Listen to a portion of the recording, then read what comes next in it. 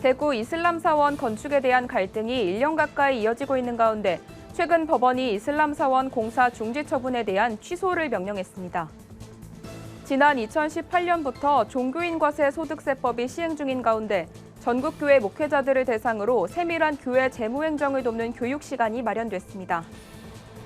대한예수교장로회 백석총회와 백석학원을 설립한 장종현 총회장이 저서 신학은 학문이 아닙니다를 발간했습니다. 정계총회 정회 사태를 빚은 한국교회총연합이 오는 20일 오전 총회를 속회하기로 결정했습니다. 기독교 대한감리회 산하 신학대학교 3곳이 총회 입법의회 당시 통과된 통합 안건을 수용하기로 만장일치 합의했습니다.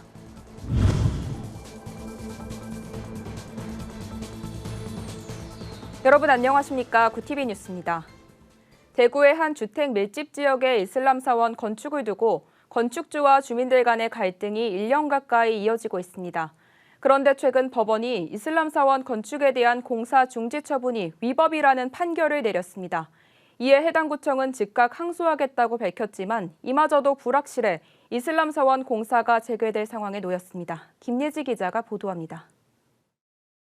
대구 이슬람 사원 건축과 관련해 건축주와 주민들 간의 갈등이 1년여간 계속되는 가운데 이슬람 사원 공사가 재개될 상황에 놓였습니다. 최근 법원이 대구 북구청의 이슬람 사원 공사 중지 처분에 대한 취소를 판결했기 때문입니다. 대구지법 행정 1부는 지난 1일 행정청인 대구 북구청이 아무런 근거 없이 공사 중지 처분을 내렸다며 절차적 위법성이 있다고 판단했습니다. 북구청이 절차적 위법으로 잘못했다는 거죠. 제가 볼 때는 고등법원에 가더라도 절차적 위법성이 너무 커서 뒤집힐 것 같지는 않네요. 공사를 계속할 수 있죠. 재판부는 건축법상 공공복리를 이유로 공사 중지를 명할 수 있다는 근거가 없다고 판시했습니다. 단순히 집단 민원이 제기됐다는 이유만으로 공사를 중지하는 건 위법이란 겁니다.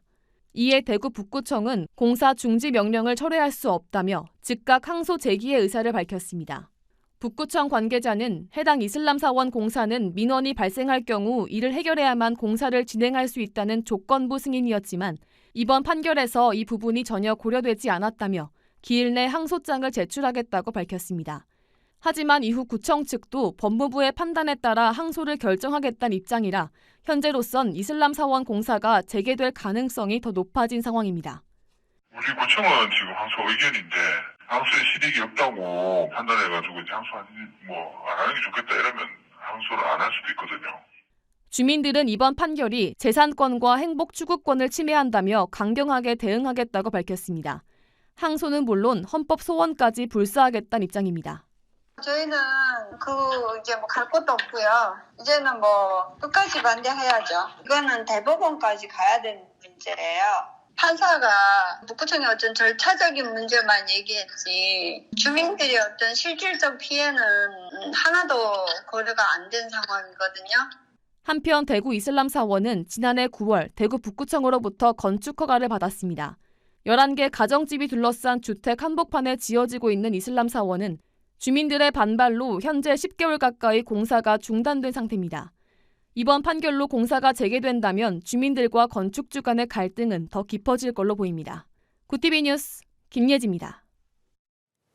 지난 2018년부터 종교인도 세금을 부과하도록 하는 종교인 과세 소득세법이 시행 중입니다. 하지만 여전히 많은 목회자들은 복잡한 교회 세무행정과 절차에 어려움을 겪고 있는데요. 이런 가운데 전국교회 목회자들을 대상으로 세밀한 교회 재무행정을 돕는 교육 시간이 마련됐습니다. 박지연 기자의 보도입니다.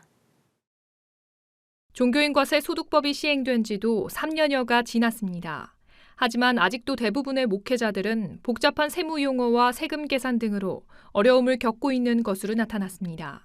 특히 미자립교회나 소형교회 목회자들의 경우엔 목회뿐 아니라 직접 행정 처리까지 해야 하기 때문에 녹록지도 않은 상황입니다. 이 때문에 해당 목회자들을 위한 실무교육의 기회가 필요하다는 목소리가 나오고 있습니다. 기독교 행정연구소는 교회 재무행정에 어려움을 토로하는 목회자들을 위해 종교인 과세에 맞는 교회의 행정과 회계 실무 방법을 소개하는 시간을 마련했습니다.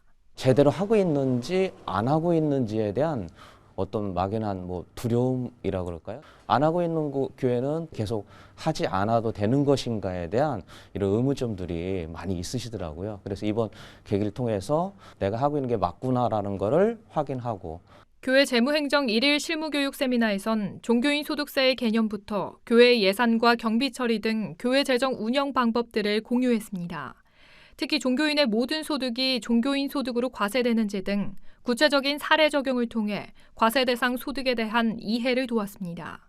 또 정확한 절차와 규제에 맞는 교회 정관의 필요성에 대해서도 강조했습니다. 양 소장은 종교인 활동과 관련해 소속된 종교 단체로부터 받은 소득이 아니라면 기타 소득으로 과세될 수 있다고 설명했습니다. 섬기는 교회를 얘기 아닙니다. 섬기지 않는 총회에 가서 받는 거 아니면 어떤 내가 세미나에서 받는 거는 다 종교인 소득이 아니라는 뜻이에요. 섬기는 교회가 없는데 생기는 소득은 그건 종교인 소득이라고 말하지 않습니다.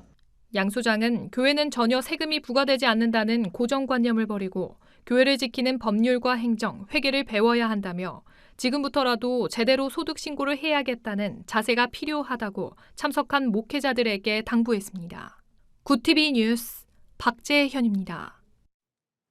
대한예수교장로회 백석총회와 백석학원을 설립한 장종현 총회장이 저서 신학은 학문이 아닙니다를 발간했습니다. 백석총회와 백석학원 45주년을 기념해 출간된 책에는 장 총회장의 신앙과 교육관이 상세히 담겼습니다. 자세한 내용 한혜인 기자가 보도합니다. 예장 백석총회 장종현 총회장이 백석총회와 백석학원 설립 45주년을 기념하며 도서 신학은 학문이 아닙니다를 발간했습니다. 책에는 장 총회장이 성경을 묵상하고 기도하며 왜 신학이 학문일 수 없는지 답을 찾아온 고찰과 비전이 담겼습니다. 장 총회장은 2003년 한국복음주의신학회 국제학술대회 폐회 설교를 시작으로 매번 신학은 학문이 아니라고 강조해왔습니다. 이러한 신앙과 교육과는 지난달 열린 백석학원 건학 45주년 기념 행사에서도 한결같았습니다. 나는 길이요 진리요 생명이라 하신 예수 그리스도가 그 길이 되어주시고 진리가 되시고 생명이 되신 분이 자유함을 준다는 거예요. 이 진리라는 것은 과학과 철학과 학문에 모든 것이 진리가 있고 이치가 있지만은 그러나 예수 그리스도의 생명이 내 속에 있으면 희열을 넘은 눈물과 회개와 나의 부족함을 안고. 책은 1부 신학은 학문이 아닙니다. 2부 신학은 예수 그리스도의 생명의 복음입니다. 3부 백석총회의 미래의 비전 개혁주의 생명신학의 세계화로 구성됐습니다. 1부에는 신학의 목적과 본질, 원리 등이 담겼습니다. 장 총회장은 목회자들을 향해 생명을 살리는 사역자가 돼야 한다고 권면했습니다. 2부에는 개혁주의 생명신학과 복음의 중요성에 대한 설명이 포함됐습니다. 3부에서는 백석총회의 비전과 총회의 신학 정체성인 개혁주의 생명신학에 대해 깊이 있게 살펴볼 수 있습니다. 특히 장 총회장은 3부에서 2023년 백석총회 설립 45주년을 개혁주의 생명신학으로 민족과 세계를 살리다란 주제로 준비하고 있다며 신학은 학문이 아니라는 외침은 개혁주의 생명신학의 기초가 됐다고 말했습니다. 그러면서 신학은 비록 학문을 사용하지만 복음에서 시작해 복음으로 끝나야 한다며 예수 그리스도의 생명과 복음이 없는 신학은 의미가 없다고 역설했습니다. 제가 학교를 설립할 때부터 지금까지 가슴에 품고 한 가지 소망이 있습니다. 우리 학교의 모든 교직원들과 학생들이 예수 그리스도를 인격적으로 만나고 그 안에서 참 사명을 누리며 하나님이 기뻐하시는 삶을 사는 것입니다. 이러한 장 총회장의 소망이 담긴 백석학원은 1976년 11월 서울 용산구 대한복음신학교로 건립된 이후 백석대학교, 백석대학교 평생교육신학원, 백석예술대학교, 백석문화대학교로 성장해 현재는 글로벌 기독교대학으로 자리매김했습니다. 구TV 뉴스 한혜인입니다. 정관 개정에 관한 논란으로 사상 초유의 정기총회 정회 사퇴를 빚은 한국교회 총연합이 20일 오전 10시 속회하기로 결정했습니다. 한 관계자에 따르면 대표회장들이 회동한 자리에서 합의 수습 과정을 거쳐 속회 일정을 결정한 것으로 알려졌습니다. 지난 2일 총회 당시 소광석 한교총 대표회장이 정회를 선언하며 법과 원칙에 따라 빠른 시일 안에 속회하겠다고 밝혔던 만큼 연내에 마무리 짓겠다는 지도부의 의지가 반영된 것으로 풀이됩니다. 이에 앞서 오는 13일에는 상임회장단 회의를 열고 총회 안건 사항을 최종 점검할 예정입니다. 기독교 대한감리회 산하 3개 신학대학교인 감리교 신학대학교, 모건대학교, 협성대학교가 지난 총회 입법의회 때 통과된 신학대학원의 통합 안건을 수용하기로 전격 합의했습니다.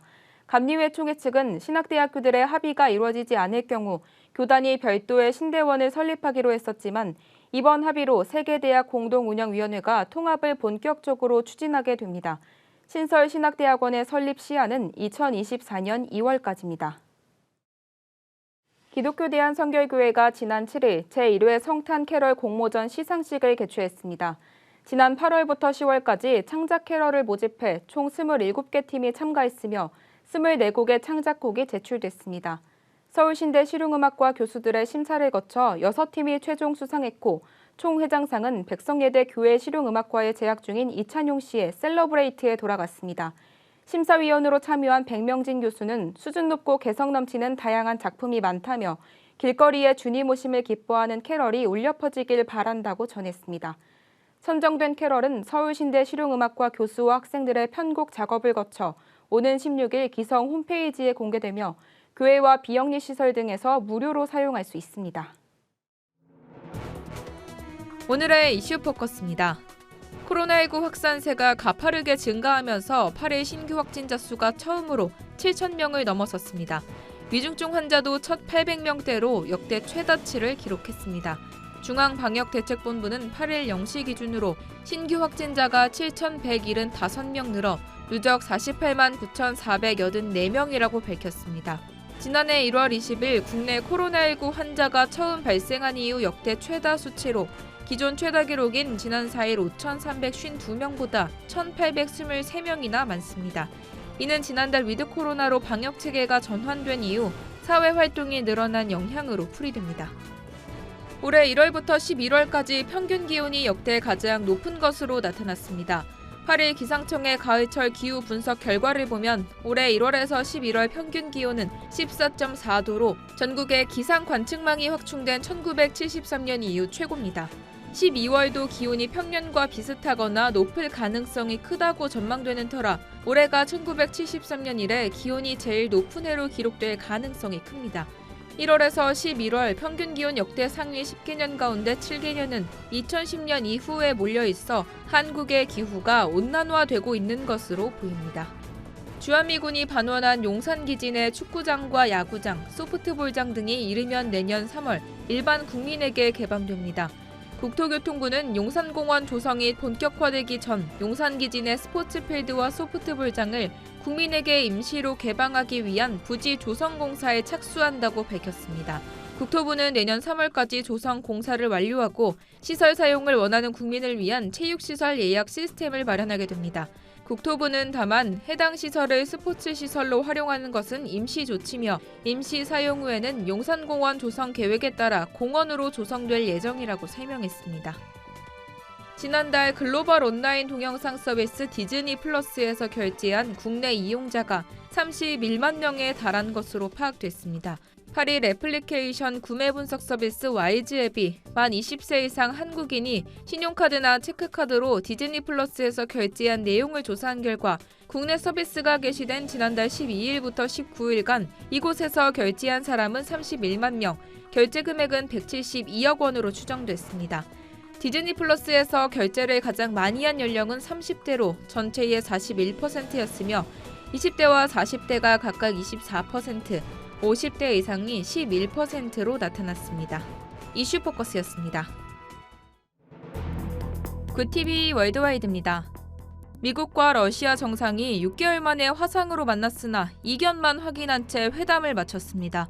두 정상은 7일 121분간 화상회담을 열어 우크라이나를 둘러싼 군사적 긴장 상황에 대해 논의했습니다. 바이든 대통령은 우크라이나 인근에서 러시아의 군사력 증강에 우려를 표하면서 군사적 긴장 고조 시 강력한 경제적, 비경제적 조처가 있을 것이라고 경고했습니다. 이에 푸틴 대통령은 러시아를 향한 북대서양 조약기구 나토의 동진 정책 중단을 요구하며 긴장 고조의 책임을 미국과 유럽 등 서방에 떠넘겼습니다. 미러 정상은 회담 후에 별도의 합의문 발표나 기자회견은 하지 않았습니다. 호주가 베이징 겨울올림픽에 대한 외교적 보이콧 행렬에 동참한다고 밝혔습니다. 스콘 모리슨 호주 총리는 현지 시간 8일 베이징 올림픽에 호주가 정부 사절단을 보내지 않을 것이라고 말했습니다. 모리슨 총리는 그간 중국 정부가 신장 위구르 지역 인권 탄압과 호주에 대한 무역 보복 등 호주가 제기한 여러 문제에 응답하려는 시도를 한 적이 없다며 이번 결정의 배경을 설명했습니다. 이스라엘이 무장정파 하마스 통치하에 팔레스타인 가자지구 경계에 첨단 장비를 갖춘 스마트 장벽을 설치했습니다. 우리 돈 약 1조 3천억 원의 공사비를 들여 3년 6개월에 걸쳐 설치한 이 장벽의 길이는 65km로 하마스 대원들의 지상 침투를 막기 위해 지상 6m 이상의 높이로 설치됐습니다. 장벽에는 수많은 감시용 카메라와 레이더가 장착됐으며 지하에 매설된 3m 길이의 장벽 아랫부분에는 땅굴을 감지할 수 있는 센서도 달았습니다. 베니 간츠 이스라엘 국방부 장관은 혁신적이고 기술적으로 앞선 이 장벽은 하마스가 개발하려던 하나의 능력, 땅굴을 무력화했다고 의미를 부여했습니다. 아랍에미리트가 내년부터 공식 주말을 금, 토에서 토, 일로 변경합니다. 현지 시간 7일 국영 WAM 통신에 따르면 아랍에미리트 연방정부는 내년부터 주간 근무일을 월요일에서 금요일로 적용한다고 발표했습니다. 다만 무슬림이 금요 대예배를 여는 금요일의 근무 시간은 오전 7시 30분부터 정오까지입니다. 정부는 국제 기준의 주말 휴일을 맞춤으로써 금융과 무역, 경제 거래가 원활해지고 아랍에미리트에 기반을 둔 수천 개의 다국적 기업들이 국제 비즈니스 관계를 더욱 강화할 수 있을 것이라고 밝혔습니다. 월드와이드였습니다.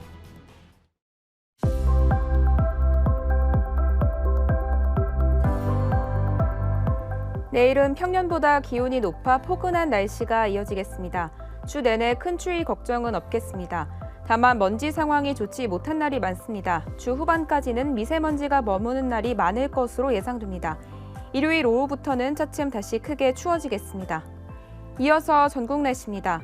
내일 한낮 최고 기온은 서울 11도, 강릉 15도, 대전 12도가 예상됩니다. 남부지방은 부산과 제주가 16도까지 오르겠습니다. 날씨였습니다. 대구 주택가에 건축 중인 이슬람 사원을 두고 지역 주민들의 시름이 깊어지고 있습니다. 민원이 발생할 경우 건축을 진행할 수 없다는 구청의 입장이 재판에서 전혀 고려되지 않으면서 공사가 강행될 위기에 처한 겁니다.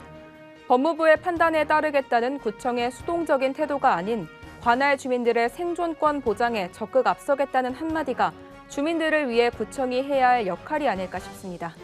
이상으로 뉴스를 마칩니다. 오늘도 함께해 주신 여러분 고맙습니다.